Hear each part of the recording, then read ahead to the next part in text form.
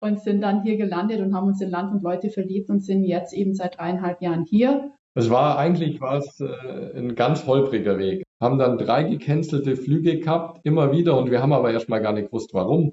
Wenn man spontan so einen Plan B umsetzen will, gibt es plötzlich einige Hindernisse, mit denen man vielleicht gar nicht gerechnet hatte. Ne? Also das ist schon hier so Wilder Westen-Ding und man fährt rein, da ist nur Dschungel, ja. Und die sind halt sehr offen, sehr freundlich hier, die Menschen. Es gibt hier über 9000 Cenoten bei uns. Das sind quasi so Naturpools. Ich glaube, da sind wir Deutsche ein bisschen extrem, wahrscheinlich die Schweizer und Österreicher genauso. Die brauchen manchmal gar keinen Grund zu feiern. Hier finden sich einen Grund. Die sind so lebensfroh, da wird einfach gefeiert, getanzt, hier spielt sich alles draußen ab. Da ist Mexiko eine sehr, sehr schöne Option für jemanden, auch vorbereitend, sich dieses Visum zu besorgen. Ja, also Mexiko ist wirklich unser Safe Haven. Wir haben hier so viel mehr Freunde und Bekannte, wie wir jemals insgesamt in Deutschland hatten. Über die Hauptsaison, ich sage jetzt einmal, es geht im Dezember los bis April, ist es wesentlich teurer. Also wenn man natürlich kommt und sagt, ich will jetzt 6 Monate über die Hauptsaison bleiben. Jeder, der sich leisten kann, schickt eigentlich die Kinder eben auf so eine internationale Schule. Gibt eigentlich keine Hausaufgaben, die werden gemeinsam in der Schule nur gemacht und dann ist Freizeit. Also Strom ist so das Teuerste. Da muss man wirklich aufpassen, weil die haben dann auch verschiedene Stromtarife. Also die Mexikaner, die sind natürlich sehr stolz. Das heißt, die machen keine Fehler. Aber vom Gesundheitssystem selber her, wenn einem hier was passiert oder sonstiges, wir haben hier ganz gute und tolle Krankenhäuser. Wir sind noch so ein bisschen in der Findungsphase, sind total offen und flexibel. Perspektive Ausland. Der Podcast für Unternehmer und Freiberufler, die es ins Ausland zieht. Egal ob Steuerplanung, Auslandsfirmengründung oder Lifestyle-Fragen. Hier geht's jede Woche zur Sache. Und hier sind deine Gastgeber, Daniel Taborek und Sebastian Sauerborn.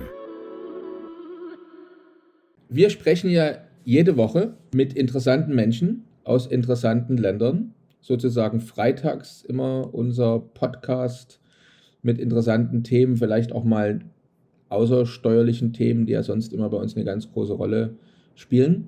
Und heute sprechen wir mit Richard und Katharina aus Mexiko über Mexiko. Und ihr habt ja auch einen schönen YouTube-Kanal, der YouTube-Kanal Reiserei, den vielleicht der eine oder andere schon kennt, und wenn nicht, dann ist es ein guter Grund, nach dem Sehen dieses Videos dann sich auch mal eure Videos dort anzuschauen. Also herzlich willkommen, lieber Richard, liebe Katharina, und schön, dass ihr heute Zeit habt und dass ihr mit uns über Mexiko sprecht. Mexiko liegt ja zwischen, also jeder weiß das mittlerweile fast, ne, zwischen USA und Mittelamerika und ist für seine Strände, Pazifik, Golf von Mexiko bekannt und hat kontrastreiche Landschaften von Bergen, Wüsten, Urwäldern. Ich vermute mal, ihr habt das meiste davon auch schon gesehen. Man kann, wer das will, antike Ruinen oder eine Maya-Stadt sich genauso ansehen wie irgendwelche großen metropolähnlichen Städte. Vor allem natürlich schön aus der spanischen Kolonialzeit. Ich habe mir einige Bilder angeschaut. Ich war selber noch nicht da, aber was ich da gesehen habe, hat mir sehr gut gefallen. Und naja, wie gesagt, es gibt antike Orte, aber genauso eben auch elegante Geschäfte, Museen, Gourmet-Restaurants, habe ich mir sagen lassen. Und über all das und noch viel mehr wollen wir mit euch heute sprechen. Lieber Richard, liebe Katharina, stellt euch doch selbst mal kurz unseren Zuschauern und Zuhörern vor. Also ich bin Katharina, bin 33 und das ist mein Mann Richie. Genau, der ist 39 und wir sind jetzt hier seit 3,5 Jahren vor Ort hier in genau Playa del Carmen. Das ist ja die Yucatan-Halbinsel von Mexiko in der Karibik.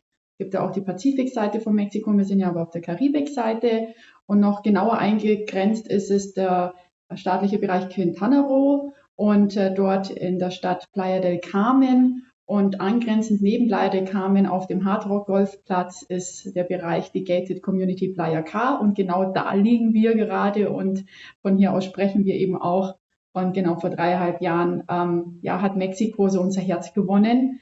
Und wir sind eben während der stürmischen Zeit in Deutschland, mitten in der Pandemie, haben wir gesagt, jetzt packen wir unsere 7 Sachen. Jetzt wollen wir nicht mehr und sind dann hier gelandet und haben uns in Land und Leute verliebt und sind jetzt eben seit 3,5 Jahren hier und möchten das auf keinen Fall mehr missen. Ja, du, also hat sie noch was übrig gelassen, Richard? Also war so viel drin jetzt in Ja, dieser Vorstellung, oder? Unglaublich. Was kannst du noch ergänzen? wir haben uns wirklich beide gerade ganz gut vorgestellt. Da gibt es, glaube ich, jetzt so gerade gar nichts mehr hinzuzufügen. Nee, aber ich beantworte gern die nächsten Fragen. Schön, du. Also da habe ich gleich mal eine. Und zwar, die Katharina hat jetzt gesagt, ihr habt so euer Herz in Mexiko verloren. Ihr seid in der Mitte der Pandemie, glaube ich, seid ihr dahin ausgewandert. Aber war es nicht so, dass ihr nicht sofort auf direktem Weg nach Mexiko gekommen seid? Gab es dann noch einen Zwischenstep davor? War es ein ganz holpriger Weg. Also der Plan war, wir haben gesagt, Mai, so lang kann das nicht dauern, weil wir haben einen kleinen Hund, den wollten wir nicht allein lassen, wollten aber dann nach Bali eigentlich. Da hatten wir auch schon Kontakte und das Visa war schon am Machen und alles. Und aber 3 Wochen bevor dann quasi unser Visa ungefähr durchgegangen wäre, haben die auf einmal in Bali wieder alle Grenzen dicht gemacht, haben die Visa-Anträge aufgegeben. Wir haben schon unsere Wohnung gekündigt, wir hatten in einer Mietwohnung gelebt, haben schon Hab und Gut quasi verkauft gehabt, haben auf Luftmatratzen geschlafen im Wohnzimmer schon. Und dann kam so die Hiobsbotschaft, nee, Indonesien ist nicht mehr. Und dann haben wir gesagt, gut, jetzt haben wir 3 Wochen, unseren kompletten Plan über den Haufen zu werfen. Haben dann über einen guten Freund aus Österreich, haben wir dann einen Kontakt zu jemandem gekriegt, der schon über 30 Jahre in Brasilien lebt. Und dann haben wir mit dem noch schnell einen Call gemacht und haben gesagt, ja gut, mal viele Möglichkeiten haben wir nicht. Schauen wir uns halt Brasilien an. Und dann haben wir uns 3 Monate Brasilien angeschaut. Das war zwischen Rio de Janeiro und Sao Paulo. Das war so ein ganz kleiner, ich würde sagen, so ein Kurort für Brasilianer. Also da war echt nichts los. Das war Ruhe pur. Und wir haben aber dann schnell gemerkt, dass wir mit dem Portugiesisch jetzt nicht so warm werden. Und mit Englisch sind wir auch überhaupt nicht weit kommen. Und dann haben wir gesagt, okay, jetzt wenn das Visa abläuft, müssen wir uns irgendwie einen anderen Plan suchen. Das Problem war natürlich, wo kommt man dann mit Hund rein? Weil wir haben dann unseren Hund mit nach Brasilien genommen. Dann haben wir erstmal eine Fluglinie finden müssen, die es mitnimmt. Dann haben wir festgestellt, dass die Pandemie doch noch ein bisschen länger anhält und irgendwie von Brasilien aus du nirgendwo mehr hinkommst. Haben dann 3 gecancelte Flüge gehabt, immer wieder. Und wir haben aber erstmal gar nicht gewusst, warum. Weil die haben uns gar nicht der Grund gesagt, die haben uns nur immer der Flug cancelt. Und dann haben wir irgendwann rausgefunden, dass es daran liegt, dass wir eigentlich aus Brasilien losfliegen wollen. Und haben dann glücklicherweise über Panama, quasi nur kurz den Stopover in Panama, sind wir dann wirklich nach Mexiko gekommen, nach Cancun erstmal. Da haben wir dann noch einen Bekannten gehabt, das war ein Engländer, über Airbnb. Der wurde dann auch schnell zu unserem Freund, weil wir dann bei ihm in der Wohnung schlafen durften. Der war dann aber witzigerweise auch da, weil ein Flug ja wieder gecancelt wurde und der hat uns aber dann trotzdem aufgenommen, obwohl er eigentlich in der Wohnung wäre. Dann haben wir quasi die ersten. Airbnb wäre eigentlich früher gebucht gewesen, aber weil ja wieder der Flug storniert wurde, konnte man das nicht wahrnehmen, den Zeitraum bei ihm. Und er war zu dem Zeitpunkt selber aber schon wieder in der Wohnung und hat gesagt, komm, passt schon. Und so trotzdem bei mir, tut es mir so leid. Und es war dann aber wirklich in Cancun dann und es war wirklich, also. War auch wieder Glück im Unglück. Genau. Weil er hat natürlich wieder ganz viele Kontakte gehabt, weil er ja hier schon lebt, konnte perfekt Spanisch. Der hat uns dann sofort geholfen, dass wir einen Roller kriegen, dass wir mobil sind. Hat uns dann einen Roller organisiert und bei. Also zum Kaufen, ja, muss man dazu sagen. Also nicht zum Mieten, sondern es ist ja auch nicht so einfach, hier da jetzt einen Roller zu kaufen, wenn man sich nicht so richtig auskennt. Es funktioniert hier ein bisschen anders, auch mit dieser Steuer und so. Und der hat aber mit dem Ritchie ist der losgetigert, hat gesagt, jetzt kaufen wir einen Roller, jetzt kaufen wir dir einen Roller, dass du mobil bist, hat uns Führerscheine besorgt. Also es war wirklich, es war ein super Kontakt und hatten einen Haufen Spaß in Cancun, da wo wir als erstes gelandet sind, dann eben genau für ein paar Wochen. Interessant. So war mal der Anfang. Das ist ganz spannend. Ich muss an der Stelle mal einen kleinen Werbeeinblender selber aufsprechen, weil euer Beispiel einfach zeigt, wie wichtig das ist, eben so einen Plan B möglichst vorbereitet in der Tasche zu haben, oder? Also wie ihr gerade selber gesehen habt, ist, wenn man spontan so einen Plan B umsetzen will, gibt es plötzlich einige Hindernisse, mit denen man vielleicht gar nicht gerechnet hatte. Ne? Also habt ihr ja selber gerade sehr, sehr plastisch beschrieben. Deswegen ermuntern wir ja unsere Mandanten, also auch jetzt dich, lieben Zuschauer oder lieben Zuhörer, einen Plan B eigentlich in, ich sage mal, entspannten Zeiten vorzubereiten. Ne? Also im Prinzip ist einfach gut, wenn man sich vorher damit beschäftigt. Wohin würde ich Ja. denn im Falle einer Krise möglicherweise auswandern? Das ist auch genau das. Da haben wir übrigens eine schöne Webseite dazu, die heißt planbprojekt.com. Und da stellen wir vor, was wir machen kann. Also was man machen kann. Also sowohl zweite Staatsbürgerschaften sich zu besorgen, die Reisefreiheiten bringen, oder eben im Voraus in 1, 2 oder 3 Ländern ein goldenes Visum oder halt ein permanentes Visum zu besorgen. Und Mexiko, wo ihr seid, ist ein gutes Beispiel, weil da geht das sehr gut. Da müssen wir nachher noch drüber sprechen, dass man sozusagen sich ein Visum auch in Friedenszeiten schon mal in die Tasche steckt und dann eben alles schon parat hat, wenn man dahin will. Und dann auch vielleicht, was die Ausreise betrifft, ein Flugticket buchen und die Bordkarte ausgedruckt bekommen, sozusagen, nicht nur das Ticket buchen. Das würde dann natürlich viel einfacher funktionieren. Also deswegen ein Appell an alle Zuschauer und Zuhörer. Ihr habt gesehen, was passieren kann bei den beiden. Ne? Wenn man das dann spontan eben, wenn es in einer schwierigen Zeit ist, alles umsetzen will, ist besser vorher, sich mal zu überlegen, wohin könnte ich denn auswandern und ausreisen sozusagen. Wir hätten es oder wir würden es auch niemand raten, das so zu machen, wie wir es gemacht haben. Wir hatten einfach Glück, dass wir ziemlich schnell an die richtigen Leute geraten sind. Absolut. Aber wir wären da wahrscheinlich auch ziemlich schnell verloren gewesen, hätten es vielleicht aufgeben und wären sonst wieder zurückgekommen. Ja, absolut. Bei Mexiko scheiden sich ja ein bisschen die Geister. Also wenn man zum Beispiel googelt und sieht, also 90 Morde pro Tag in Mexiko, ne, zum Beispiel. Also es gibt so ein paar Fakten, die einige abschrecken, was Mexiko betrifft. Oder der letzte Wahlkampf, also bei der letzten Wahl in Mexiko, 30 Politiker wurden ermordet im Lauf des Wahlkampfs. In einem Wahllokal war ein abgetrennter Kopf zu sehen und so weiter und so fort.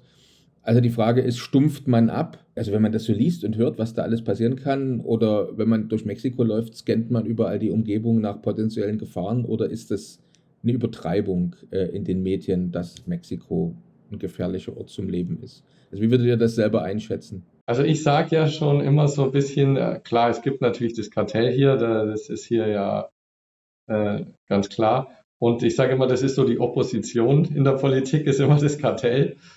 Und aber klar, es gibt Gegenden, ich würde jetzt mal sagen, so Sinaloa, wo ja wirklich auch das Sinaloa-Kartell sitzt. Das ist so das, was die Statistik eigentlich ausmacht. Aber ansonsten ist es, glaube ich, rein, also wenn man keine Medien anschaut oder so, dann kriegt man hier auch überhaupt nichts mit. Dann fragt man sich, wenn man sowas immer hört, weil oft auch unsere Eltern, oh, ich habe wieder was gehört, seid ihr in Sicherheit, ist alles gut. Und wir sagen immer, keine Ahnung, hier ist alles gut. Man muss aber auch sagen, also da, wo wir jetzt sind, das ist hier ja auch so ein bisschen Touristenhochburg. Da kommen ja die ganzen Amis, da kommen die Kanadier, die überwintern hier, die kaufen hier ihre Immobilien, die leben hier als Rentner. Das ist so denen ihre zweite Heimat. Und deswegen haben wir hier natürlich eine ganz hohe Polizei- und Militärpräsenz. Das ist vielleicht auch, was viele dann abschreckt, wenn sie es wirklich mal in den Medien oder wenn sie es googeln, wenn sie sehen, wenn da Leute bis auf die Zähne bewaffnet in Militäruniform mit einem Maschinengewehr auf dem Truck draufgespannt hier durch die Straßen fahren oder am Strand laufen. Aber das ist eigentlich so, dass die Amerikaner und Kanadier das so haben wollen. Also die sagen, die wollen die Präsenz, damit sie sich sicher fühlen. Aber andererseits muss man auch sagen, gerade hier in so Touristengegenden ist zwar natürlich auch die Mafia, das Kartell ist auch da, aber da sind wir natürlich so, ich sag mal so, die heilige Kuh, die hier nicht angefasst wird, sondern eher versucht wird, natürlich gemolken zu werden in Form von Einnahmen durch den Tourismus. Und wenn es da irgendwo schlechte Nachrichten, schlechte Publicity gibt, dann haben die natürlich ganz schnell ein Problem, weil natürlich die Einnahmequelle Tourismus für die einbricht. Also wenn man so die Mordraten hört, das ist dann wirklich zum einen in Gegenden, wo man wirklich als Tourist nicht hin soll, da sind wir aber meilenweit davon entfernt. Und dann sind es eigentlich die Kartelle untereinander oder wirklich mal, wenn Einheimische sich mit denen anlegt. Aber wenn man hier einfach nur sein Leben lebt, Tourist ist oder sich halt nicht mit denen Expat und sich mit denen nicht anlegt oder versucht jetzt da irgendwie den ihr Geschäft madig zu machen, indem man selber Drogen verkauft oder was, dann kriegt man hier absolut nichts mit. Null. Also das ist wirklich, wie der Richie sagt, es ist so, es ist ein Deutscher, der fühlt sich davon immer gleich so bedrängt, wenn da irgendwie so eine Präsenz da ist oder wenn, ist ja auch in Deutschland, sobald irgendwo die Sirenen losgehen, oh Gott, wo ist oder was passiert, ja, aufregend, ja. Und hier ist es halt einfach die Präsenz, dass man sich sicher fühlt oder dass die Amerikaner und Kanadier sich sicher fühlen. Die mögen halt diese Präsenz, wie es der Richie gesagt hat. Für mich persönlich jetzt als Frau ist es so, dass ich kein Problem habe, hier alleine rumzulaufen, auch außerhalb unserer Gated Community. Also man muss ja auch nicht in einer Gated Community leben. Da kann man später gerne nochmal drauf eingehen, Thema Leben hier vor Ort. Also ich bin da außerhalb total sicher, ich erledige meine Sachen komplett alleine. Ich habe in keinster Weise das Gefühl, dass ich irgendwie eingeschränkt bin, auch nicht, wenn ich wirklich in die richtigen Local-Gebiete fahre und da mir Obst und Gemüse kaufe. Also in keinster Weise auch nicht alleine als Frau. Da ist es mir in Deutschland, fühle ich mich unsicherer, muss ich ganz ehrlich sagen. Ja, vielleicht auch, weil ich es anders in Erinnerung habe. Ja, und ich mich hier einfach auch ein bisschen mehr drauf einlasse. Aber auch in anderen Städten oder im Inland, gerade jetzt bei uns hier Yucatan-Halbinsel, Mérida ist eine der sichersten Städte, ja. Oder dann eben auch San Miguel de Allende, wo ja viele auch interessiert im Inland, eine sehr, sehr schöne Stadt auch. Also es ist wirklich, klar, man kann immer zur falschen Zeit am falschen Ort sein, aber es ist, glaube ich, überall auf der Welt so. Und man muss einfach sich auf das Abenteuer ein bisschen einlassen. Und darf da auch nicht immer gleich den Teufel an die Wand malen und vor allem nicht dem immer glauben, was man wo liest oder gezeigt bekommt, weil wir sind hier wirklich persönlich vor Ort und da waren schon einige Situationen, wo was völlig verdreht wurde, wo wir aber wirklich hier vor Ort sind, ja, und ja auch irgendwo das beschreiben können. Das war in Brasilien auch so, wo wir in Brasilien vor Ort waren und einige Dinge durch die Medien gegangen sind. Man muss dann vielleicht doch immer noch mal sich ein bisschen alternativ informieren und aber hier in Mexiko, hier ist Wilder Westen, ganz klar. Also es ist ganz anders wie in Deutschland. Es hat seinen Charme, es hat seine Vorteile dadurch eben auch und bietet natürlich aber auch ganz viel Freiheit. Und für mich persönlich mehr das Thema Freiheit wie das Thema, dass ich mich irgendwie nicht sicher fühlen würde. Genau. Das hast du gerade, hat mich gerade so eine Frage inspiriert, was du gesagt hast. Und zwar, wie kann man sich das vorstellen in Mexiko? Also gibt es da noch Gegenden, wo die Leute mit Colt- und Cowboy-Hüten rumlaufen? Gibt es sowas? Also habt ihr sowas schon mal gesehen? Also genau, also es ist, man kann auch ganz normal hier bei uns raufwärts fahren ins Inland ein bisschen. Da gibt's die Ranchos, also so Ranch, ja, wo dann wirklich die riesen, ja, Hektar große Grundstücke, wo die Tiere sind und ja, die dann, wo das Fleisch auch herkommt und so. Also das ist schon hier so Wilder Westen-Ding und man fährt rein, da ist nur Dschungel, ja. Also wir haben hier sehr, sehr viel Natur, sehr naturbelassen auch und und hier ist, ja, sehen wir schon öfters Leute auch noch mit den Cowboy-Hut oder Cowboy-Stiefel. Ein Freund von uns, der hat meiste Zeit immer nur Cowboy-Stiefel an, ja, also Mexikaner. Es ist ja schon der Charme, dass es so ein bisschen so texanisch auch so ein bisschen, also es hat einen texanischen Einfluss auch so ein bisschen, ne? Also gerade jetzt hier bei uns, weil wir hier sehr amerikanisch auch ein bisschen geprägt sind, ja, aber eben das Stichwort Wilder Westen trifft halt einfach ganz gut so ein bisschen von diesem freien Leben und ja, Mexiko ist Flexiko, ja, also das ist hier so ein bisschen an der Tagesordnung, ja.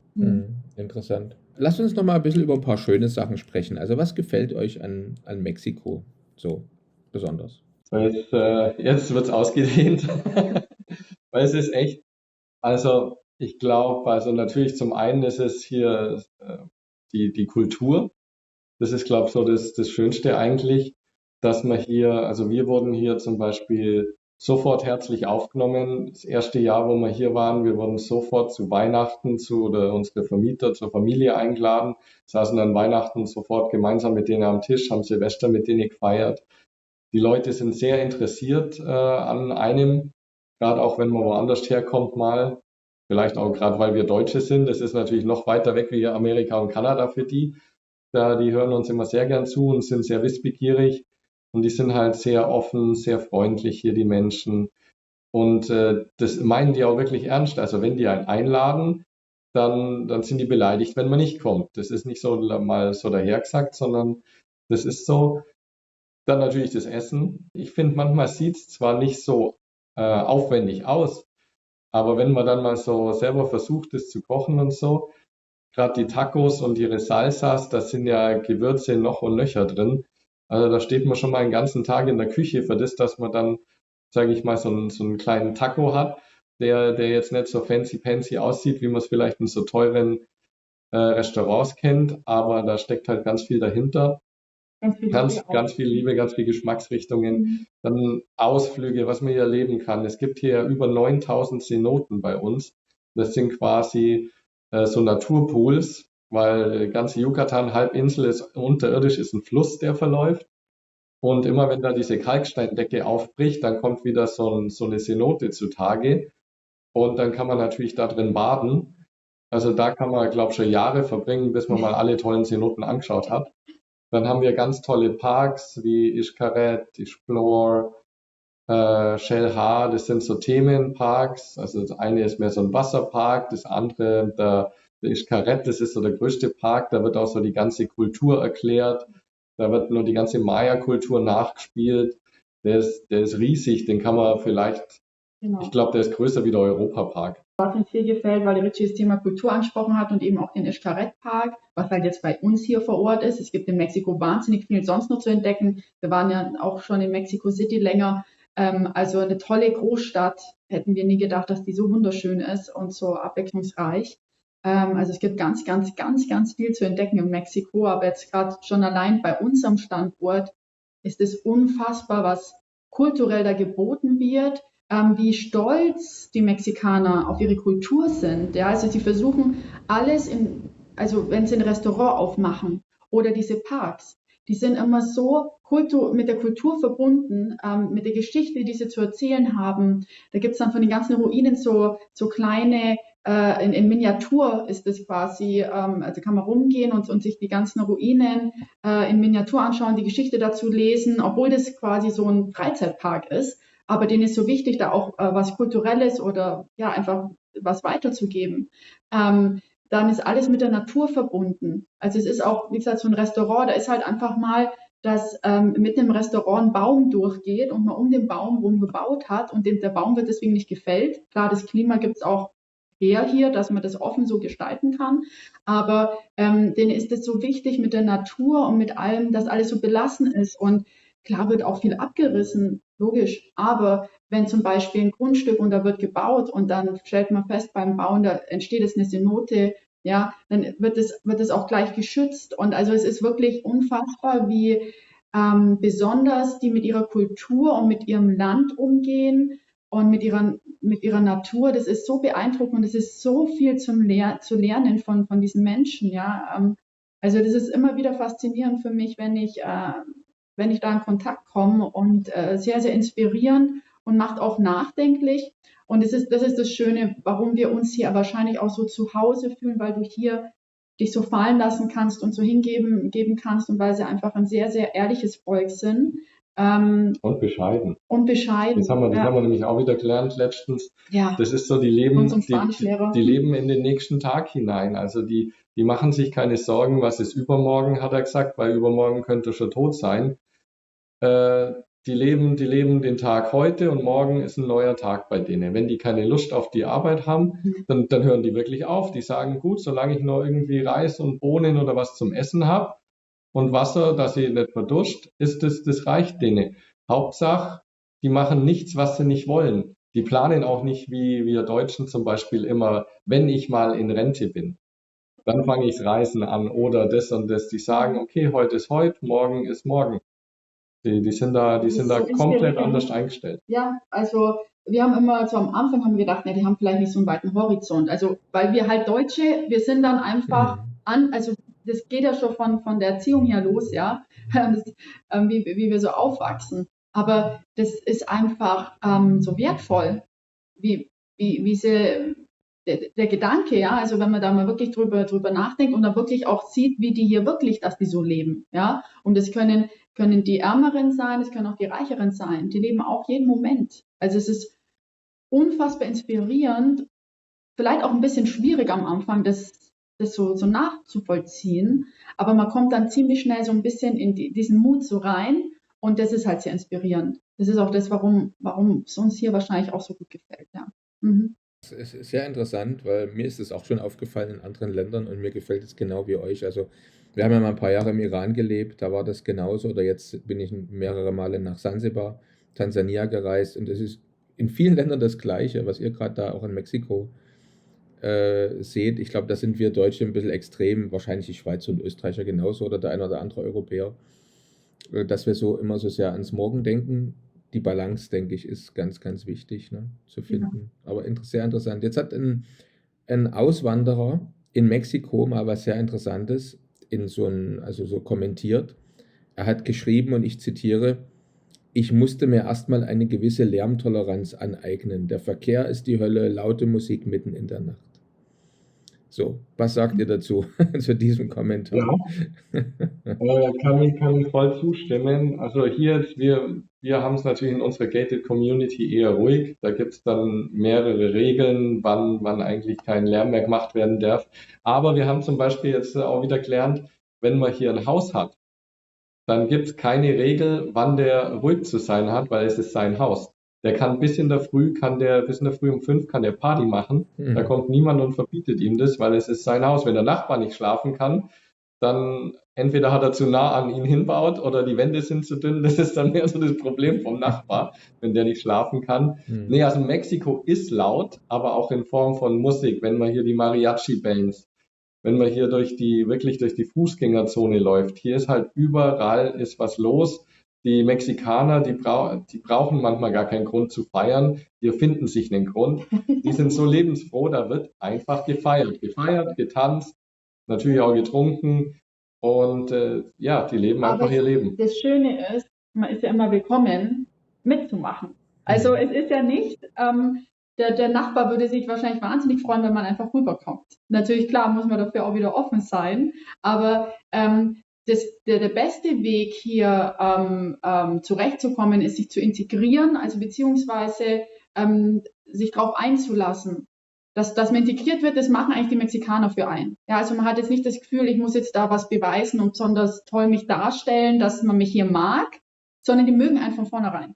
Wenn du nicht einen großen Bockmist machst, dann mögen die dich auch übermorgen noch oder nach der Party. Ja, das ist dass man sich selber darauf einlässt. Das ist ganz, ganz anders wie bei den Deutschen. Ja, das ist ja ganz schwierig, wenn da mal jemand Fremden zu einer Grillparty mitbringst. Ja, also das ist ja gar nicht gang und gäbe. Und hier sind sie schon beleidigt, wenn du niemand mitbringst. Also das ist eher der Punkt, dass man sich so ein bisschen drauf einlässt. Wenn man es kann. Wenn man früh aufstehen muss, dann ist natürlich eine andere Sache. Ja. Dann muss man sich halt auch einfach eine ruhigere Gegend suchen. Aber natürlich, gibt's auch alles. Also es gibt beides. Man kann es sehr ruhig haben, wie wir. Wir haben sehr viel Grün bei uns. Man kann aber auch in der Stadt selber drin sein, die nur 5 Minuten von uns Fußweg entfernt ist. Aber da muss man halt damit rechnen, dass es halt laut ist. Also in der Nacht fahren jetzt auch nicht mehr so viele Autos und so rum. Aber es gibt halt hier auch keinen TÜV. Also wenn der Karten und der Auspuff und so halt weg ist und die Tür nur irgendwie mit der Hand gehalten werden kann, dann fährt das Ding auch noch. Oder der Roller, der wird halt, wenn da ein Jugendlicher witzig ist, der wird halt frisiert. Da gibt es keine Dezibelgrenzen hier in Mexiko. Sowas gibt es hier nicht. Nee. Ja, also man kann es so und so haben. Ja, wir haben auch Freunde, die wohnen wirklich ziemlich weit außerhalb und haben da vielleicht auch eine Ranch zum Beispiel. Es ist immer eine Budgetfrage und sein eigener Anspruch und was man halt möchte. Ja, also ich denke, in Mexiko, wenn man einfach trotzdem mit Land und Leute so d'accord ist, ja, vom Kulturellen und alles, uns jetzt rein nur um dieses Thema, ich möchte mich gerne eher zurückziehen oder ich möchte gerne mit dem Geschehen sein, ist ja für jeden was geboten. Also das würde ich gar nicht das eine oder das andere ausschließen. Ja, es ist halt ein großer Unterschied. Es ist halt, hier spielt sich alles draußen ab. Mhm. Also man kennt es ja so, sage ich mal, als Deutscher oder ein bisschen auch als Deutschsprachiger, dass man eigentlich mehr in seinem Haus ist und weniger rausgeht. Und hier ist es halt, die gehen hierher zum Schlafen, vielleicht nur kurz was zum Essen, aber ansonsten sind die den ganzen Tag draußen, unternehmen was mit Freunde, Familie. Ja. Da gibt es auch nicht, jetzt ist der Feierabend und jetzt bin ich froh, wenn ich daheim bin und meine Ruhe habe, sondern dann geht für die erst der Tag los. Ja, also das ist für die dann erst der Sinn des Lebens nach der Arbeit. Für Deutschsprachige ist oft der Job Sinn des Lebens. Zumindest bis zur Rente, gell? Absolut, ja. Jetzt, wie habt ihr denn jetzt mit der Sprache, mit Spanisch?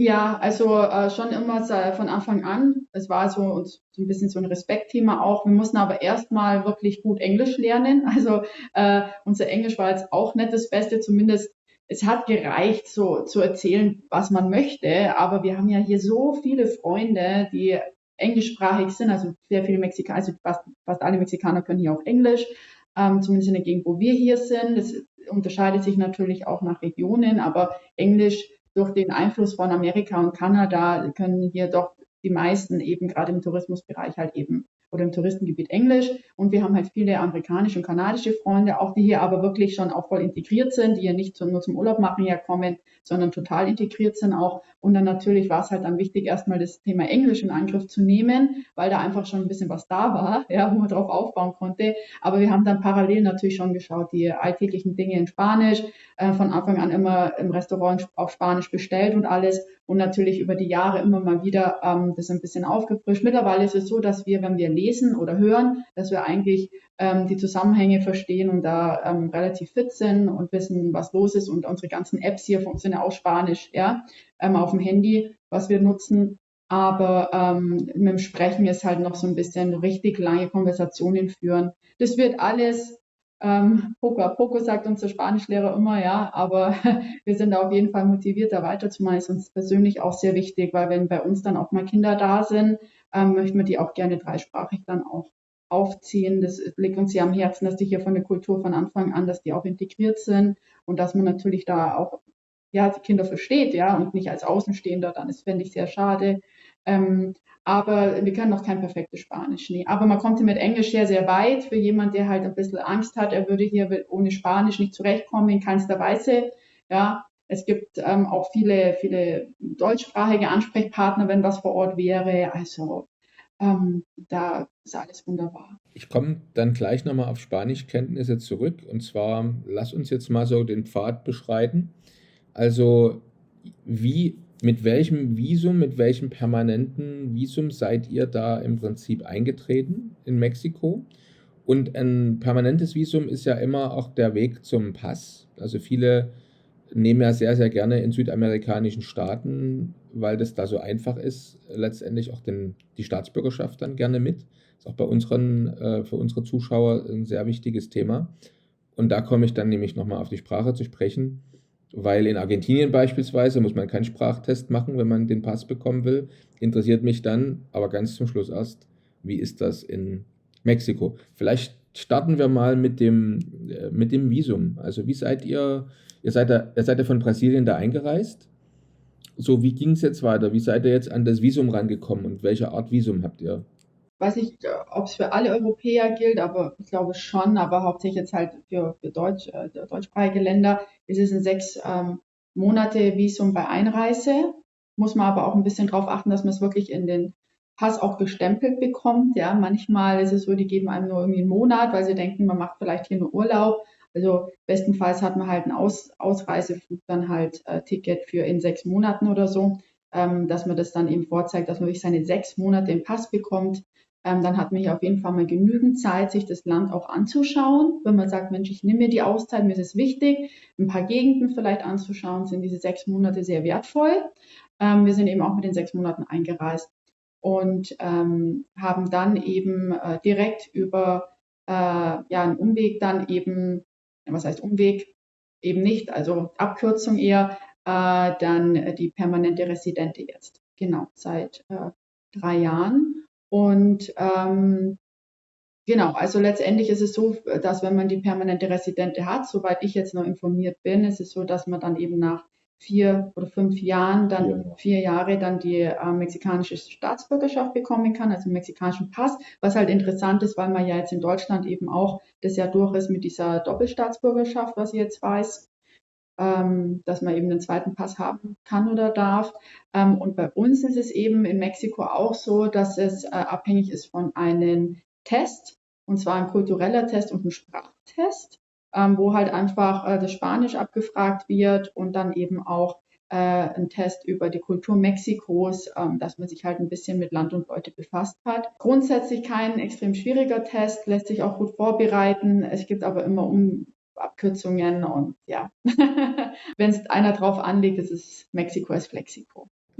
Vielleicht für die Zuschauer und Zuhörer, die jetzt gerade dabei sind, will ich jetzt mal ganz kurz die Visa-Bedingungen, die sind nämlich wirklich sehr, sehr interessant in Mexiko, deswegen haben wir viele Mandanten, die wir dazu beraten. Und wir bieten ja auch an mit Partnern in Mexiko das Visum dann, also sagen wir ein bisschen mit Unterstützung dann geführt zu werden, was man da alles vorbereiten kann, wie man da rankommt an diese permanenten Visas.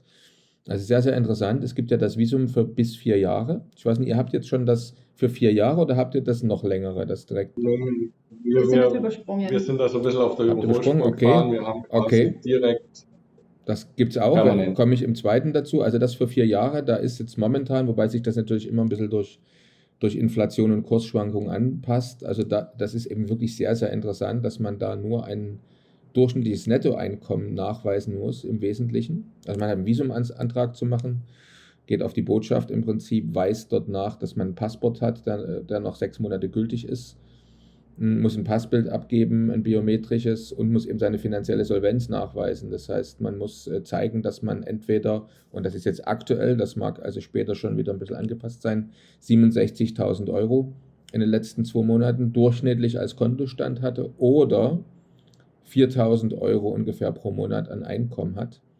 Und dann bekommt man im Prinzip direkt sein 4-Jahres-Visum, was nach den 4 Jahren dann eben in ein Dauervisum oder permanentes Visum umgetauscht wird. Und dann gibt es ja noch die zweite Variante, das ist die Abkürzung sozusagen, wenn man 6.600 Euro, ist es wohl jetzt ungefähr, monatliches Einkommen nachweisen kann, dann bekommt man direkt halt das permanente Visum zum Beispiel, ne? Oder halt einen Kontostand von ungefähr 260.000 Euro. Und das ist also sehr, sehr interessant, dass man eben so ein permanentes Visum in seinen Pass bekommen kann, nur durch Nachweis, guckt mal, das ist mein Einkommen. Und dann hat man das erstmal und hat im Prinzip keine Anwesenheitspflicht wie in einigen anderen südamerikanischen Ländern, die auch sehr, sehr interessant sind. Zum Beispiel Nicaragua, tolles Land. Manche sagen es die Schweiz in Südamerika, kann ich nie beurteilen. Es steht bei mir noch auf der Liste, ich muss mir es noch anschauen. Aber wenn du dort keine 181 Tage gewesen bist nach Erhalt des Visums, da erlischt das Visum wieder. Ne? Oder Paraguay beispielsweise. Jetzt wird halt neuerdings nachkontrolliert, dass du einmal pro Jahr in den ersten 3 Jahren halt dich da zeigst. Also du kannst das Visum nicht mehr als Plan-B-Visa in deine Tasche stecken, sozusagen, sondern du musst eben wirklich regelmäßig dich da sehen lassen. Und da ist Mexiko eine sehr, sehr schöne Option für jemanden auch vorbereitend, sich dieses Visum zu besorgen und dann, wenn es ernst wird, einfach einzureisen. Man hat das Visum. Genau. Genau, Das also war so, uns ja auch wichtig, dass wir sagen können, wir können mal 10 Jahre wegbleiben, können Genau. wiederkommen und es ist immer nur da. ja, also Mexiko ist wirklich unser Safe Haven oder war der Gedanke zumindest von Anfang an, weil wir uns gleich so wohlgefühlt haben, das wird unser Safe Haven oder das ist es. Absolut. War aber auch gar nicht irgendwie gedacht, dass wir jetzt vielleicht da so lang bleiben oder das jetzt wirklich so unser Lebensmittelpunkt so wird. Das hat sich jetzt halt einfach ergeben, weil es so toll für uns ist, ja.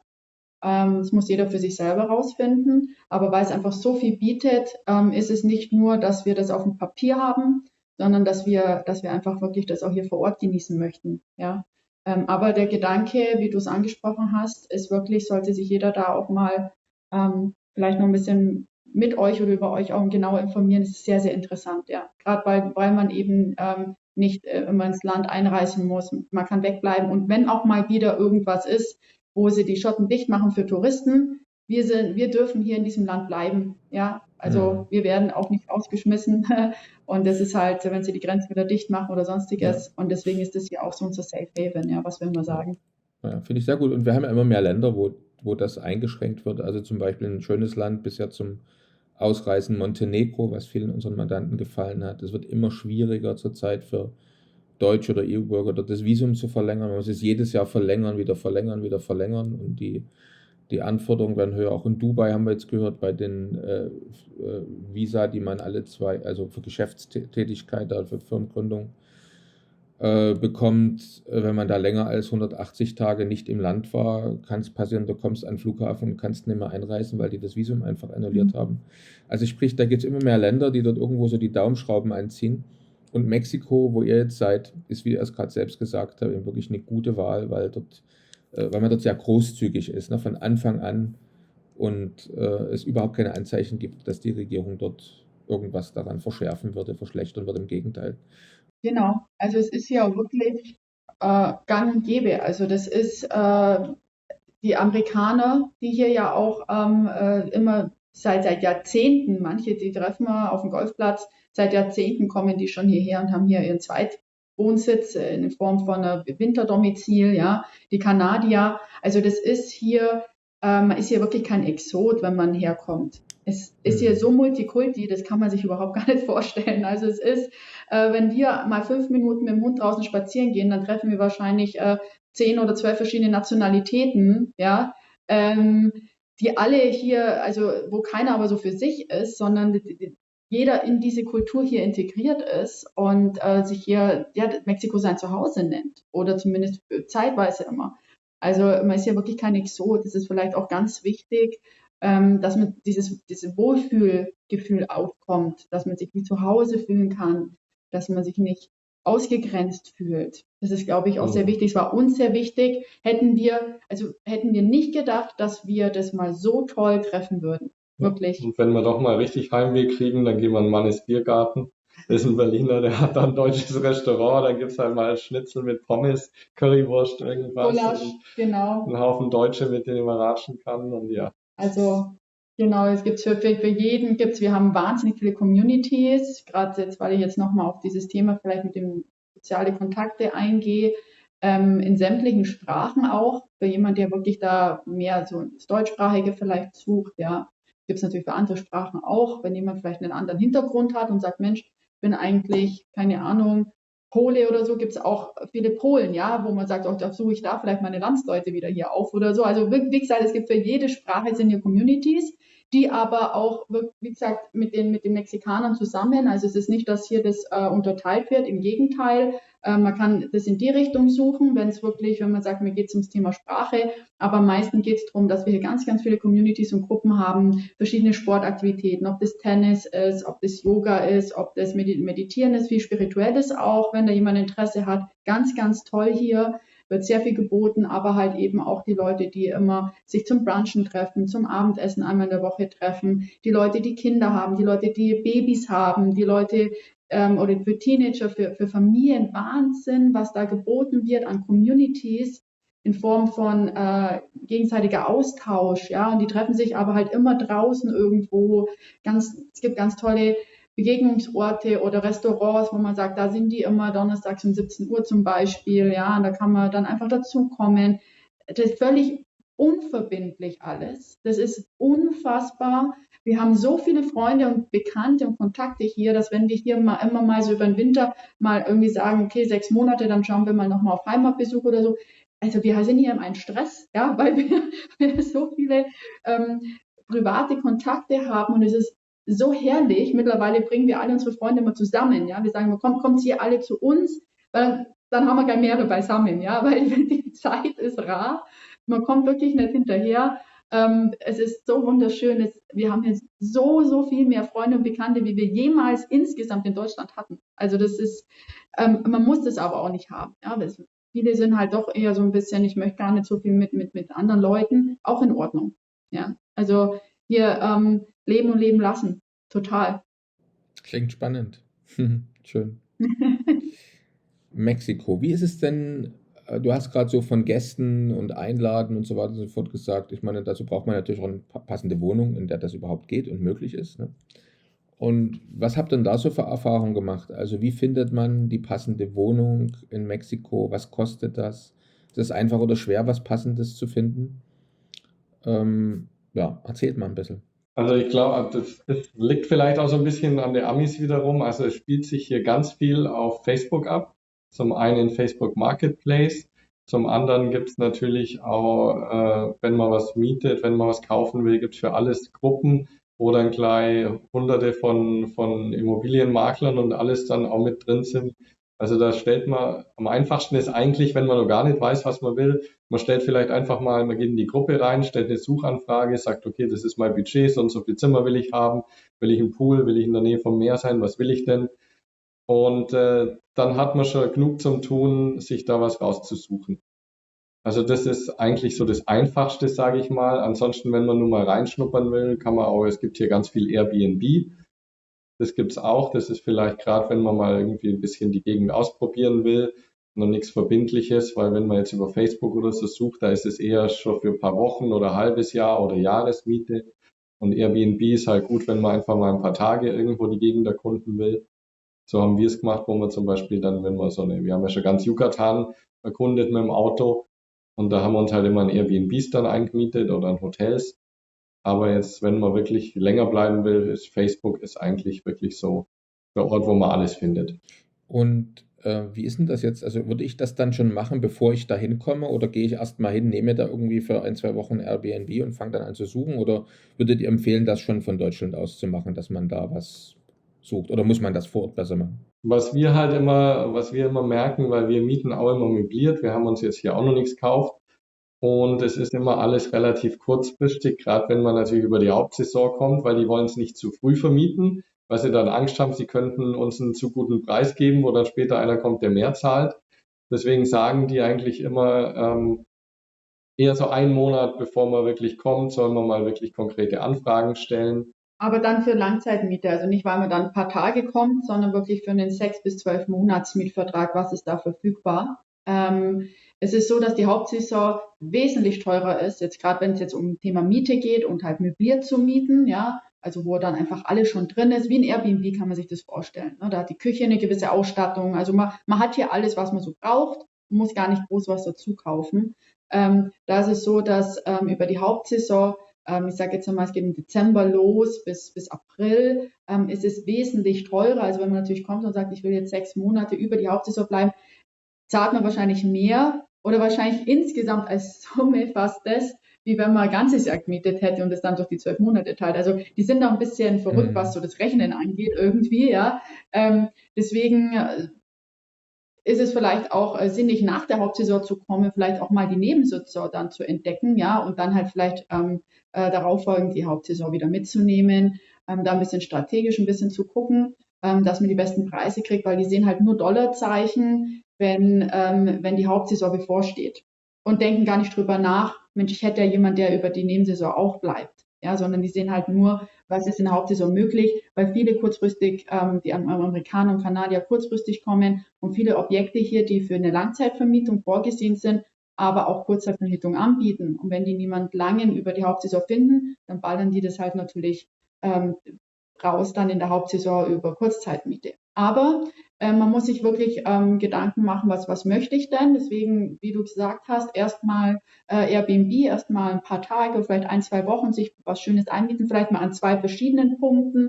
Wenn man sagt, zum Beispiel die Stadt Playa del Carmen, wo wir jetzt sind, möchte ich mir anschauen, vielleicht mal mehr in der Stadt, dann mal ein bisschen außerhalb in so einer Gated Community, wo wir hier sind, um mal beides zu spüren. Also wir sind durch Glück dann hier gelandet. Ich glaube, wenn wir in der Stadt Langzeitmiete, ich weiß nicht, ob uns das so gecatcht hätte, wie weil wir gleich hier quasi 1,5 Jahre am Stück waren. Ja, hier oder ein Jahr lang waren wir hier in Miete dann am Stück, weil uns das so wesentlich mehr zugesagt hat. Man muss so ein bisschen abwägen, auch weil wirklich das so extrem unterschiedlich ist. Thema Lautstärke, Thema Preise. Thema Preise, ja, bei uns hier ist es ja unfassbar grün. Wir haben hier Rehe, die über die Straße laufen, wir müssen die Autos halt halten. Wir haben hier Rehe, wir haben hier Schildkröten, wir haben hier Gürteltiere, Schlangen, Spinnen, alles haben wir hier, weil hier voll die Natur noch ist, hier bei uns auf dem Golfplatz, ja. Und in der Stadt ist es natürlich dementsprechend anders. Da hast du ein Café, ein Restaurant nach dem anderen, ja, und eine Bar nach der anderen. Das ist halt, was möchte wer. Und da vielleicht auch mal ein bisschen 2 unterschiedliche Punkte vielleicht auch mal raussuchen zum Ausprobieren, weil halt Mexiko, egal wo man hinkommt, so wahnsinnig vielseitig ist. Und da geht es ja wirklich schon um 1, 2 Kilometer.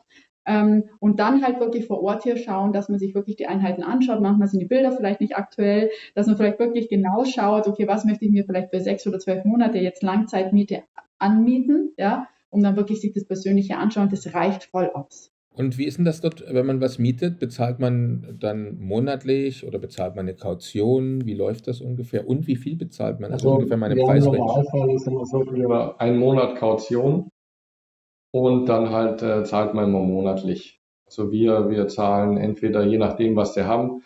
Haben wir schon gemacht, man kann hier teilweise mit Kreditkarte seine Miete zahlen. Man kann mit dem Wise-Konto, mit dem Revolut-Konto, PayPal. Also die sind hier sehr flexibel und wenn doch mal jemand gar nichts hat, dann geht man halt zum Geldautomaten und hebt halt ab und zahlt dann die Miete bar. Also es gibt, einzige, was natürlich weggeht oder was wahrscheinlich zu teuer wäre, ist vom deutschen Konto aus zu überweisen, wegen die Gebühren ins Ausland. Aber ich denke, wer ans Auswandern denkt oder so, der hat auch schon oder weiß schon, was es für Kontoalternativen gibt. Mhm. Und Preisrange ungefähr? Womit muss man rechnen? Die können größer nicht sein. Also man hat hier quasi so einen Cut überm Highway. Der Highway verläuft parallel zum Meer. Alles, was unterm Highway ist, das ist so Zwischen die Meer und Touristen. Highway. Ja, zwischen Meer und Highway, das ist so die Touristengegend. Da fängt, sage ich mal, so ein Einzimmer, also ein Schlafzimmer, ein Bad und dann Küche, Wohn-, Essbereich mit Balkon zum Die typische Beispiel. Zweizimmerwohnung in Deutschland, wo die hier aber von One-Bedroom sprechen, ja, weil die das Wohnzimmer jetzt nicht als Zusatzraum sehen. Ja. Da, wenn man jetzt in der Stadt ist, da geht es vielleicht schon so ab $1.000 los, würde ich sagen, im Monat. Ja, du kannst in der Stadt schon auch es kommt auf den Anspruch drauf an, ob man einen Pool auf dem Roof, also einen Rooftop-Pool möchte in seinem, also es sind dann auch höhere Gebäude über mehrere Etagen, möchte man, und in der Stadt ist es gängiger, dass die nicht unten einen Pool haben, sondern oben auf dem Dach. Möchte ich jetzt oben auf dem Dach einen Pool, ja, möchte ich da ein Fitnessstudio und so einen kleinen Gymraum haben im Gebäude, ne, diese ganzen Annehmlichkeiten. Also wenn man sagt, du, das brauche ich jetzt nicht unbedingt, ich gehe ans Meer, ja, ich möchte einfach eine ordentliche Küche, das muss jetzt nicht luxuriös sein, aber halt eine Klimaanlage, ne, und halt so, da kannst du ein paar hundert Euro, ja, die rechnen ja alles in Dollar halt. Ja, Ja, wir aber sagen 400-500 Euro genau, muss man rechnen, weil im man will dann Monat. doch wenigstens eine Klimaanlage haben, Genau, weil es und ist dann eine halt ein gewisse warmes Land. Ausstattung haben und dann vielleicht auch vieles fußläufig haben, ja. Und dann geht's aber rauf, du kannst auch ein Penthouse haben in der Stadt, dementsprechend kostet es dann halt auch gern mal 2.000, 3.000 im Monat. Oder bei uns hier in der Anlage, da kostet der Penthouse das, was wir jetzt nicht haben. Ja, Da ist man auch mal für ein halbes Jahr ist man zwischen 5.000 und 6.000 Dollar Miete. im Monat los, ja. Aber das sind dann auch oft schon 2, 3 Schlafzimmer hier. Aber wir sind hier an der teuersten Anlage auf dem Golfplatz in der Gated Community. Ja, also das ist eigentlich die teuerste Anlage hier, wo wir hier sind, wo der Richie aber gesagt hat, nein, dieses Mal jetzt, wir wollen jetzt hierher, machen wir hier jetzt mal 6 Monate. Ansonsten kann man aber über dem Highway, also gerade weil ja viele Familien vielleicht auch denken ans Auswandern, ne? Wenn wir jetzt mal zu größeren Einheiten kommen, Thema Haus vielleicht wirklich, ja, also 3, 4 Schlafzimmer, und dann vielleicht wirklich ein Haus, ein Reihenhaus oder dann eben ein freistehendes Haus. Die sind zwar trotzdem so aneinander gebaut, die haben aber einen riesengroßen Gemeinschaftspool mit Grillbereich, ja, wo man dann auch Fitnessstudio, also die haben dann alles. Casa-Club, den man mieten kann, wo man dann Geburtstag feiern kann und alles. Und das sind halt dann wirklich so gated Communities überhalb vom Highway. Und da kriegt man wirklich 3, 4 Schlafzimmer, wenn man jetzt sagt, okay, möbliert, schätze ich, 1.500. verlangt ein bisschen mehr, so ab 1.500, ja, möbliert. Und dann aber wirklich ein Haus, wo man eigentlich nichts misst, wo man auch einen eigenen Rooftop dann eben oben hat. Das ist bei denen auch gang wieder so, da oben dann noch mit so einer Outdoor-Kitchen auf dem Rooftop, ja. Und dann haben die halt einen riesen Pool und dann vielleicht auch einen kleinen Spielplatz für die Kinder, gemeinschaftlich dann alles. Tennisplätze und alles. Also da kann man sich wirklich gut gehen lassen. Und wir reden ja davon, es sind ja trotzdem, du kannst mit dem Fahrrad trotzdem noch zum Strand runterfahren. Also es sind ja keine Strecken hier. Ja, also das ist ja wirklich, wenn ich manchmal andere Länder sehe, die ja dann teilweise 10, 15 Kilometer vom Strand entfernt und es sind noch die Top-Lagen. Also das ist ja bei uns hier sind ja 1, 2 Kilometer. Ja, also kannst fast laufen, theoretisch. Aber also wir haben hier wirklich vom Budget richtig günstig, weil man halt vielleicht auch nicht so viel ausgeben will, nur sein Erspartes vielleicht ein bisschen zusammenhalten will, bis jemand, der es richtig luxuriös will. Also wir haben hier ein Gym bei uns in der Anlage, das ist so ein halb so groß wie ein McFit. Ja, das ist ja so ein gängiges Fitnessstudio, was viele kennen. Und dann haben wir einen 240 Meter langen Pool. Ja, wir haben hier Sauna, wir haben hier Paddlecourts, wir haben hier eine Springbrunnenanlage für die Kinder, riesen Spieltürme für die Kinder. Also es ist unfassbar hier bei uns. Eigene Poolbar. Concierge-Service. Wir haben hier wirklich alles. Also in der Anlage, das ist quasi ein Resort, wie ein 5-Sterne-Resort, wenn man in Urlaub geht, nur dass man hier halt lebt. Genau, also das kann man natürlich jetzt nicht vergleichen, muss man aber auch nicht haben. Ja, also wir haben so viele Freunde, die wohnen ganz einfach und es ist wunderschön, weil die halt einfach vielleicht dafür eine bessere Lage haben. Ja, also das ist wirklich für jeden, man muss ein bisschen vergleichen, ein bisschen reinschnuppern da vielleicht. Ich würde sagen, so die Range ist hier einfach in Playa del Carmen 500 bis 5000. Deswegen die Range ist riesig. Genau. Jetzt Bezahlung mit Bitcoin, wie sieht es denn da aus in Mexiko? Ja, das ist ganz witzig. Wir haben jetzt zum Beispiel, hier wird gerade eine Anlage kernsaniert und die haben jetzt ganz groß Werbung drauf, man kann mit Bitcoin zahlen. Wenn man was kaufen möchte. Thema Miete.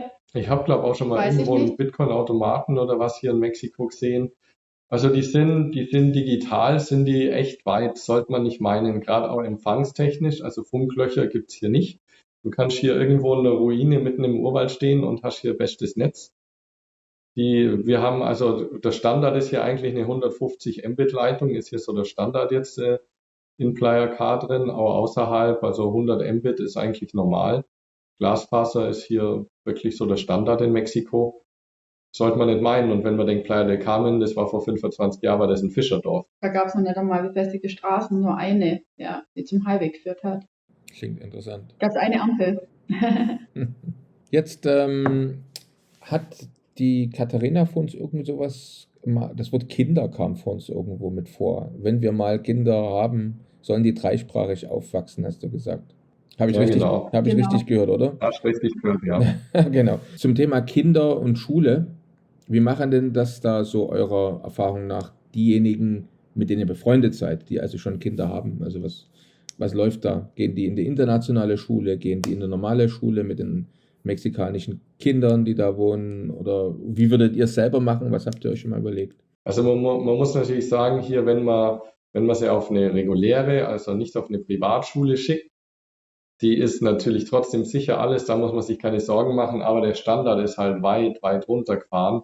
Also das ist dann nicht zu vergleichen jetzt mit deutschen oder europäischen Schulen. Da geht man dann schon auf internationale Privatschulen und auch alle unsere Freunde, die schicken auch, also jeder, der sich leisten kann, schickt eigentlich die Kinder eben auf so eine internationale Schule.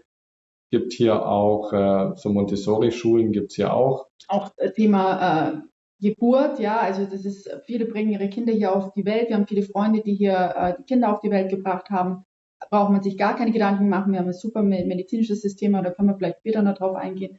Von den Kleinen her, ja, ist es so, wir haben ganz toll eben diese Kindergärten und Krabbelgruppen und da wird alles mit der Natur, also es ist unfassbar, die haben dann so einen kleinen Garten und sind dann mit die kleinen Kinder und also das ist unfassbar schön, wie das abläuft für die Kleinen schon. Aber gleichzeitig auch technisch. Also die unterhalten sich hier mit den Lehrern über WhatsApp-Gruppen, die haben ihre Tablets teilweise dann schon in den Privatschulen. Also es ist zum einen Natur, es ist zum anderen aber auch trotzdem neuester Standard eigentlich. Selber haben wir da letztens mal einen Kindergarten oder eine Schule oder was das war gesehen. Das kann man sich nicht vorstellen. Kannst du mal erklären, wie die Räume da angemalt worden sind und so? Ah ja, das ist eine Schule, die er neu aufgemacht hat bei uns hier oben gleich, mehr oder weniger fast fußläufig auch. Das ist, man kommt da rein und denkt, man ist in einer Fantasiewelt. Also so wunderschön, der Boden, die Wände, die Decke, alles auf Themen, um die Kinder zu inspirieren, wenn die da in den Räumen sind. Das sind auch, glaube ich, schon Vorschulkinder, glaube ich, sind, glaube ich, noch gar nicht Schüler, die da sind, sondern Vorschulkinder, die noch so ein bisschen noch verträumt sind, die da vorsichtig vorzubereiten. Wahnsinnig toll, da stellen sich die Lehrer dann auf der Webseite auch professionell vor, ne, was sie für Kenntnisse haben, was sie, also so ein bisschen wie ein Businessplan, ja, letztendlich, also wirklich, die machen sich wirklich Gedanken hier, also es ist nicht einfach, wir gehen jetzt in die Schule und fertig, sondern das wird hier richtig zelebriert, auch dass die Lehrer das meiste versuchen rauszuholen auf eine ganz sanfte Art und Weise und ganz spielerisch auch. Also es ist ja alles sehr spielerisch, gerade für die Kleineren noch, wo man ja doch manchmal in Deutschland dann gleich schon die Keule kriegt, ja, wenn man ganz frisch auf die Schule kommt und dann den Ernst des Lebens, ja, wird man vorbereitet, teilweise ja schon im Kindergarten. Das ist hier alles, die haben auch einen eigenen Gemüsegarten und also wahnsinnig schön.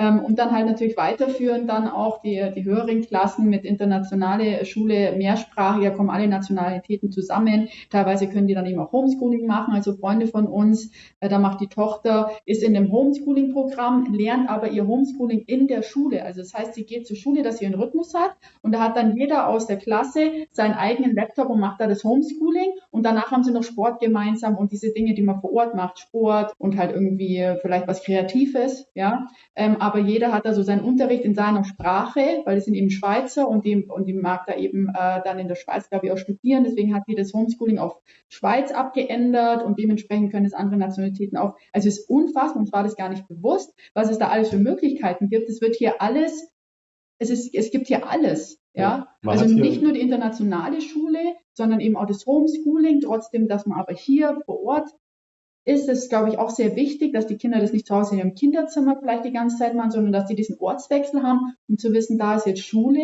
ja, da habe ich mich zu konzentrieren, da ist trotzdem ein Lehrer da, der passt eben auf, dass die ihre Sachen machen.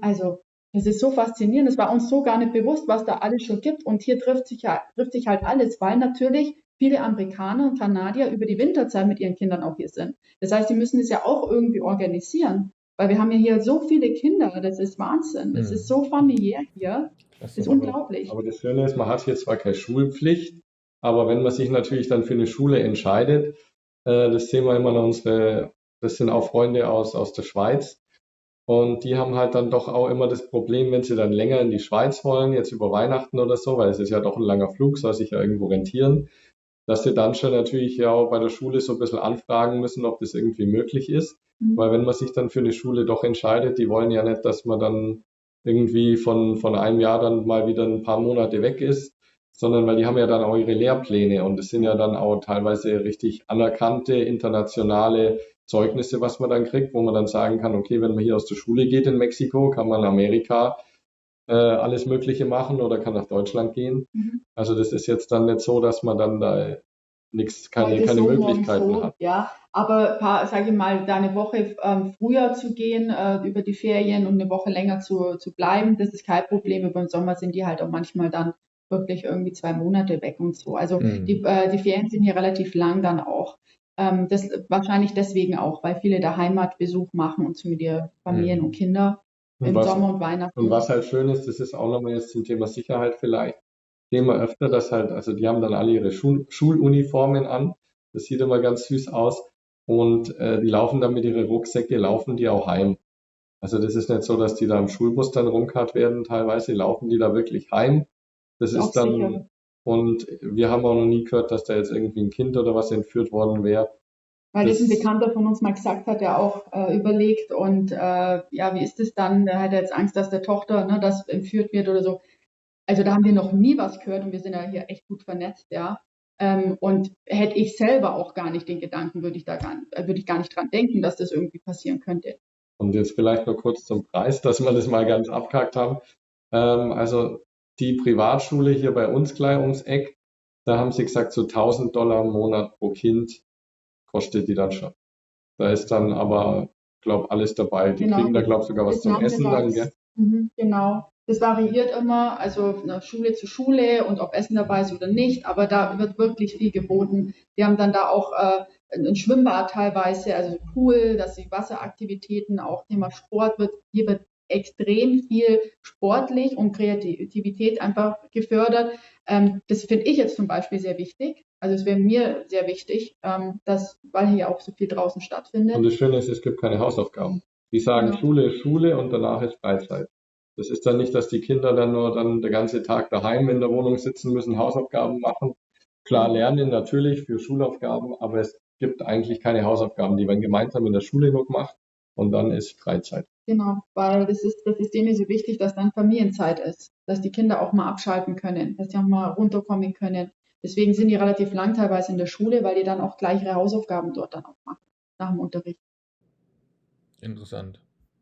Tolles System. Also, ja, also und sag mal, die $1.000, was ihr da genannt habt, das ist halt schon viel. Das ist eine Stange Geld, ist in den meisten Ländern allerdings in dem Bereich. Also wenn jetzt Eltern auswandern wollen und Kinder nicht in die Local Schule geben wollen, dann sind eigentlich so Kosten zwischen 750 und über $1.000 durchaus häufig. Das Einzige, wo ich jetzt mal gestaunt habe, ist, wir sind ja jetzt schon mehrmals in Sansibar unterwegs gewesen, davon Perspektive Ausland auch, weil wir das auch an Mandanten als eine Variante empfehlen, ein permanentes goldenes Visum auch zu bekommen, bekommt man dort also einfacher als in den meisten anderen Ländern. Und dort kannst du die Privatschule schon ab $250 pro Monat bekommen, eine von zweien. Das ist also eine englische Schule dann natürlich. Und da gibt es zwei auf der Insel, glaube ich, die International School of Zanzibar, im Prinzip alles so nach englischem Vorbild, und dann die South East Coast International School. Und die kostet dann $500, glaube ich, im Monat. Aber das ist eine Ausnahme. Gibt es halt in den meisten Ländern $750 aufwärts bis fast 2000. Haben wir alles schon gehört. Das ist so.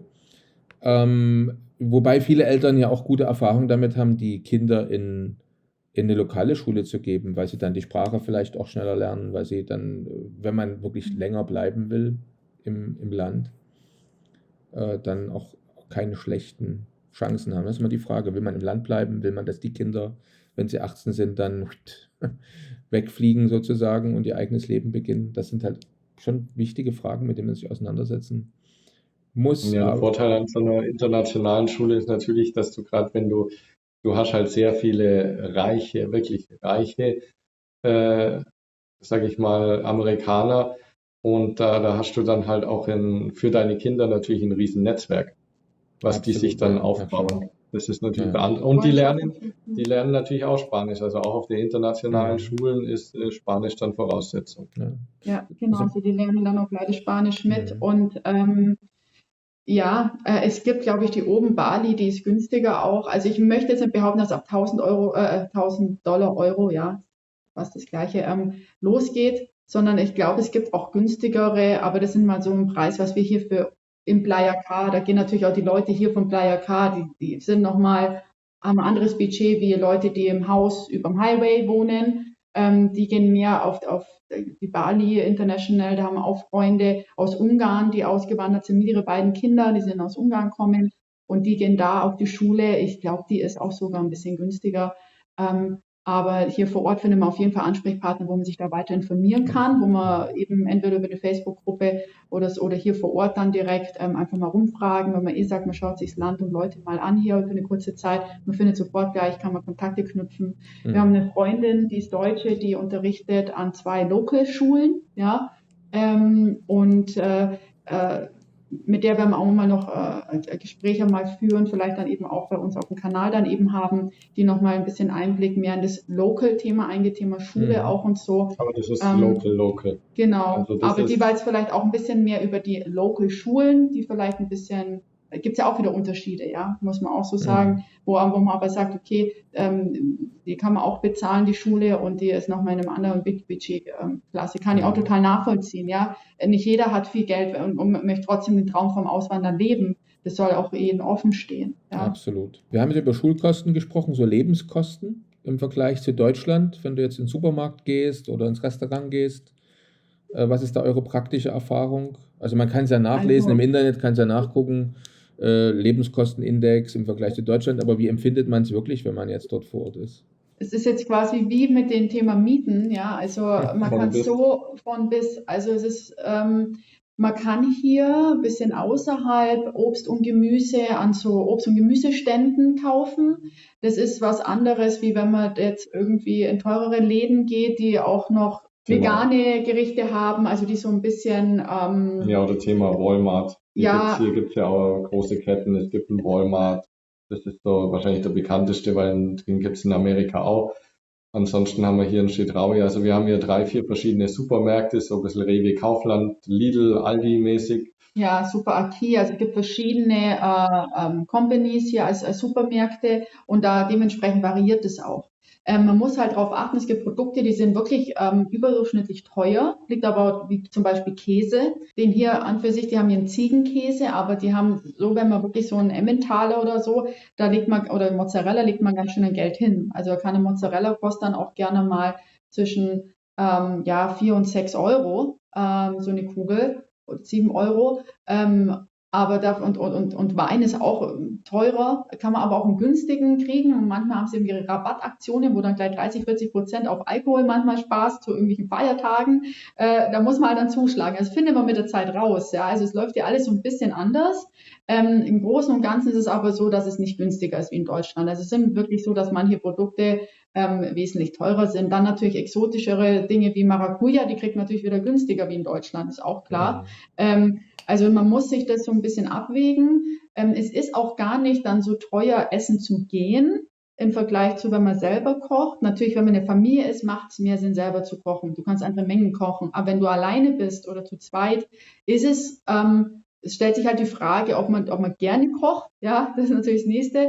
Aber ob man wirklich sich groß was spart, wenn man dann zu Hause kocht und eigentlich gar nicht kochen mag, dann geht man gerne halt auch mal raus, weil wir haben hier viele Restaurants, die günstig sind, gerade Taco-Restaurants sowieso, aber auch wenn man mal sagt, man möchte Pasta essen oder möchte mal ein Stück Fleisch oder Fisch, ja, das kriegt man hier schon auch alles, aber da sind so riesige Unterschiede. Also wir waren jetzt gestern zum Beispiel zum Mittagsangebot in einem Restaurant, das ist bei uns vor der Gated-Anlage, da habe ich jetzt für ein großes 170 Gramm Thunfischfilet mit Beilagensalat und alles und einem Getränk noch dabei, habe ich 8 Euro gezahlt und der Ritchie das gleiche nur als Lachs.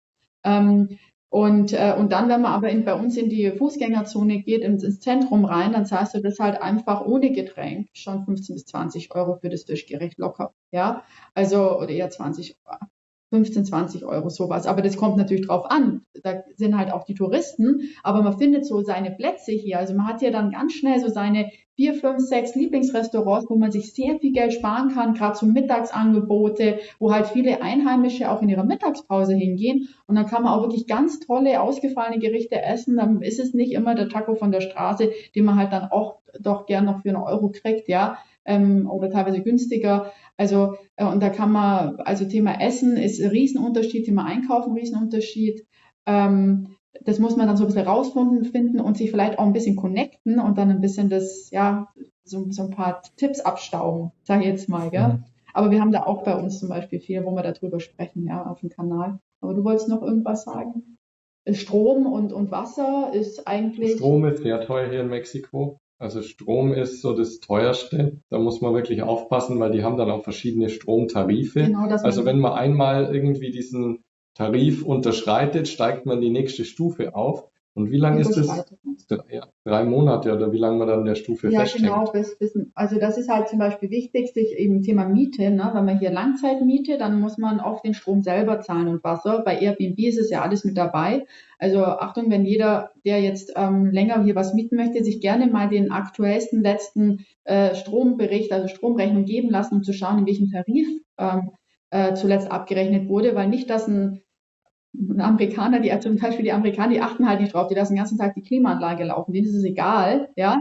Aber wenn du dann letztendlich Langzeitmiete hier eingehst und der Mieter vorher hat übertrieben und hat deswegen die Mieteinheit in den höheren Tarif gebracht, dann bist du derjenige, der das dann halt unterm Strich ausbadet. Ja. Und da reden wir gleich mal vom Sechsfachen. Ja, genau. Also das ist ein bisschen schräg hier, weil also der Strom in der günstigsten Tarifzone ist nicht teuer, aber es kann halt extrem teuer werden. Das sind so Sachen, da muss man so ein bisschen aufpassen, vielleicht sich da noch ein bisschen informieren oder halt eben über Leute, die hier schon vor Ort sind, einfach noch ein bisschen nachfragen, auf was müsste ich denn achten oder so. Also da muss man selber so ein bisschen gucken, dass man nicht in solche Fallen dann zum Beispiel tappt, ja. Ich habe mal nachgeguckt, dass der Strompreis in Mexiko vergleichsweise zu Deutschland doch schon wesentlich günstiger sein soll.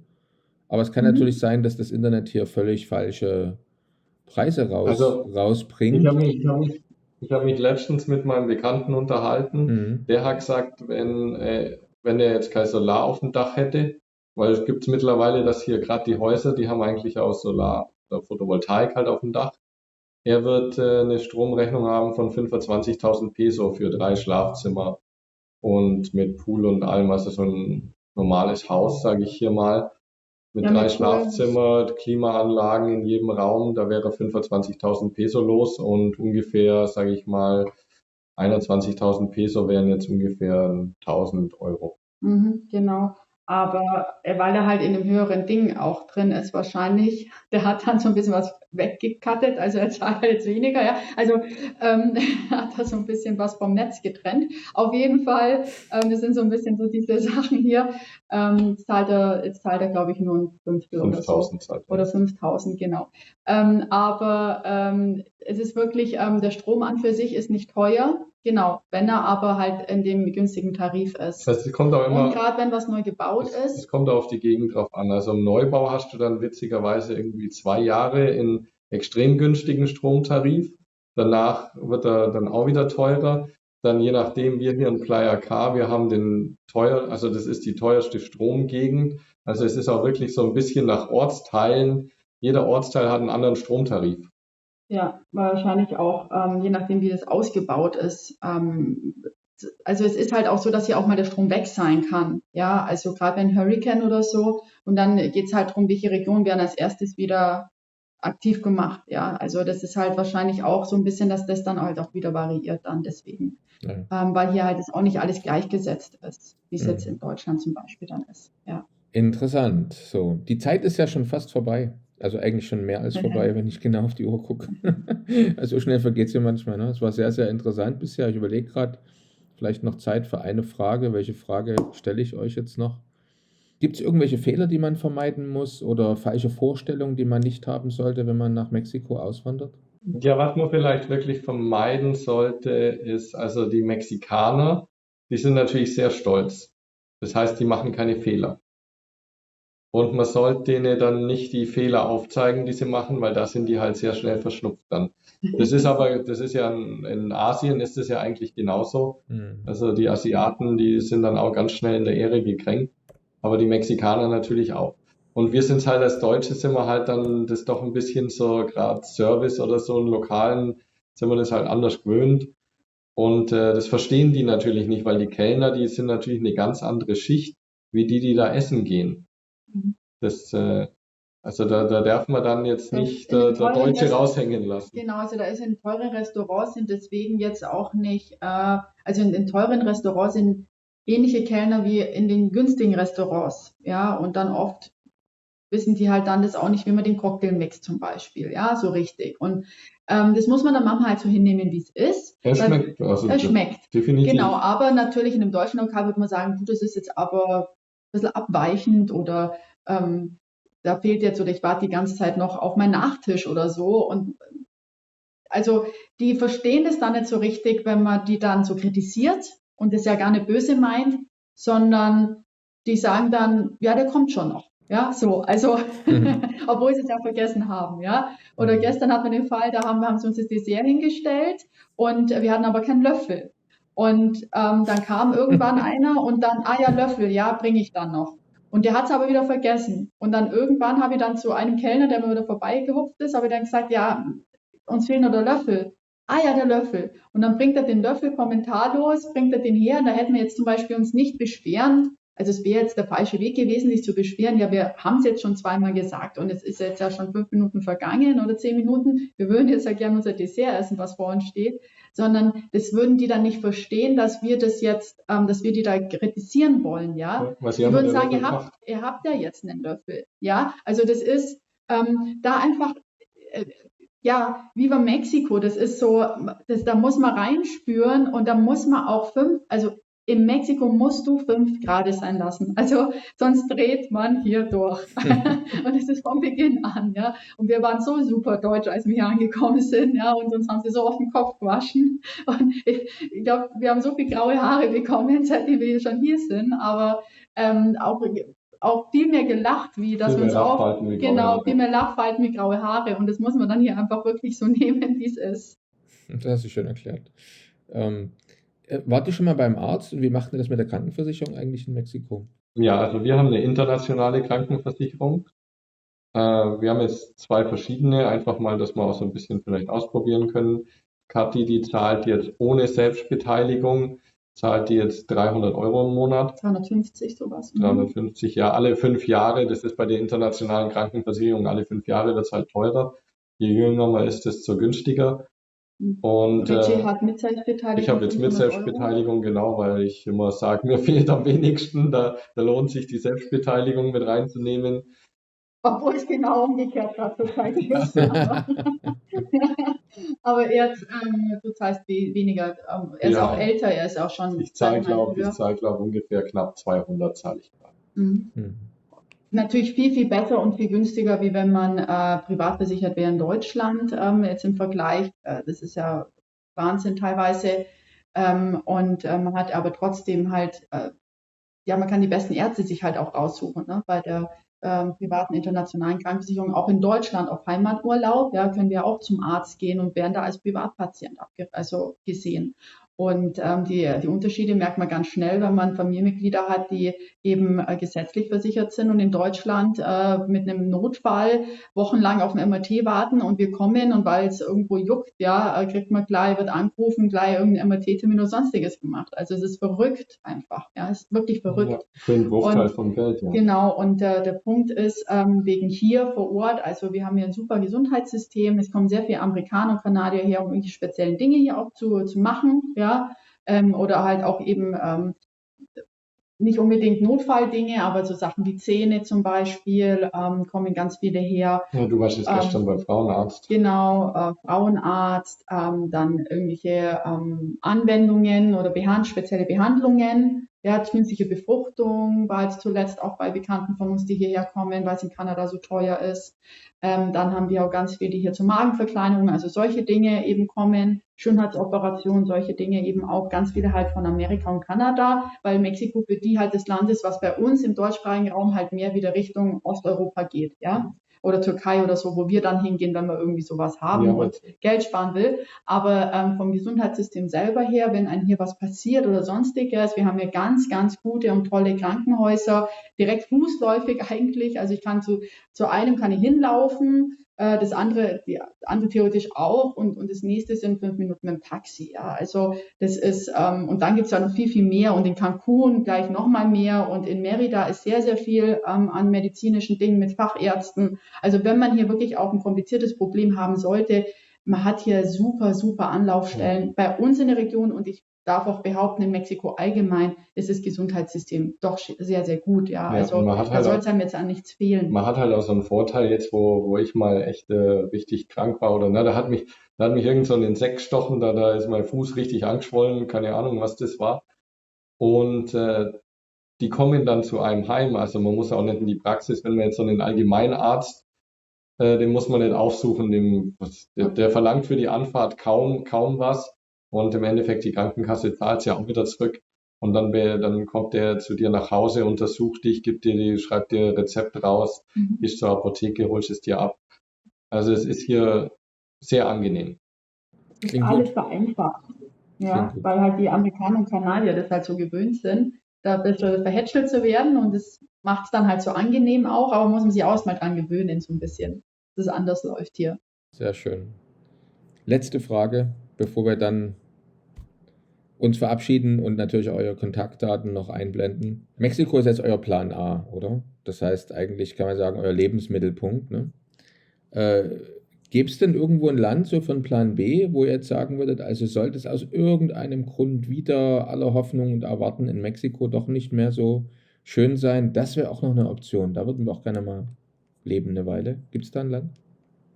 Wir haben uns überlegt, weil uns natürlich auch die spanische Sprache so gefällt, wäre es vielleicht wirklich noch Spanien. Aber da ist natürlich das Problem, dass Spanien ist wieder Europa und wir wollten ja eben auch aus Europa weg. Also wir möchten uns auch gerne mal ein bisschen noch, sage ich mal, Lateinamerika allgemein mal noch ein bisschen umschauen, mal so die anderen Länder anschauen. Haben wir bis jetzt noch nicht, weil wir halt immer mit Hund und es ist so schwierig mit den Dokumenten mit dem Hund rumzureisen hier, die Ein- und Ausreisedokumente, dass wir gesagt haben, okay, jetzt wenn wir nächstes Jahr wieder auf Heimatbesuch sind, dass wir dann den Hund einmal da lassen und vielleicht dann doch nochmal hier rüberfliegen und dann einmal ein paar andere Länder auf eigene Faust nochmal uns ein bisschen anschauen. Also wir sind noch so ein bisschen in der Findungsphase, sind total offen und flexibel. Wie du es angesprochen hast, wichtig, Plan B da auch zu haben, ganz klar. würde man auch jeden raten, da doch einfach auch immer so ein bisschen den Fokus offen zu halten. Aber gezielt, ja, da wäre es ja dann auch wieder mit der spanischen Sprache. Gibt es auch viele Länder, wo wir dann natürlich mit der spanischen Sprache dann auch wieder weiterkommen, was natürlich dann auch sehr schön wäre, ja. Ich denke vielleicht dann eher da in der Ecke dann, ja, wenn es außerhalb von Europa sein sollte. Ich bin gespannt, wenn wir uns vielleicht dann... Deswegen folgen wir ja auch euch, weil da natürlich auch mal ganz viele tolle Informationen sind, ja, wo man mal wieder reinschauen kann, wenn man was sieht. Genau, und ich bin gespannt, wenn wir wieder mal zusammen eine Folge aufnehmen, ob das dann noch in Mexiko sein wird oder vielleicht ihr euch aus einem anderen Land meldet. Auf alle Fälle kann ich nur sagen, vielen, vielen herzlichen Dank. Wir blenden eure Kontaktdaten natürlich ein und wünschen euch alles Gute und ja, ich kann nur sagen, bleibt fröhlich. Super, vielen lieben Dank. Und wenn irgendjemand mal hier in der Ecke sein sollte, gerne auch Kontakt zu uns aufnehmen. Wenn irgendwelche Fragen sind hier vor Ort, stehen wir gerne zur Verfügung. Und vielen Dank fürs Gespräch. War super. Genau, super. Und dann, vielleicht letzter Satz, Zuschauer und Zuhörer, ihr sehr geehrte Zuschauer und Zuhörer, schreibt eure Kommentare rein. Und wir geben euch dann auch das Recht, direkt bei diesem Video die Kommentare oder selber zu beantworten. Prima, dann könnt ihr das dann auch machen. Ne? Alles klar. Also dann, bleibt fröhlich und bis zum nächsten Mal. Danke dir. Mach's gut, gell? Tschüss. Tschüss. Bist du Unternehmer, Freiberufler oder Investor? Zieht es dich schon lange ins Ausland? Mach heute den ersten konkreten Schritt in eine Zukunft mit mehr Geld und mehr Freiheit. Buche ein Beratungsgespräch mit Sebastian und seinen Kollegen. Unsere Kanzlei unterstützt Mandanten wie dich dabei, deine Steuerlast legal zu reduzieren, Vermögen aufzubauen und zu schützen und deine persönliche Freiheit zu maximieren. Profitiere jetzt von unserem Fachwissen und unserem Netzwerk. Gehe zu mandatierung.com und werde Mandant unserer Kanzlei.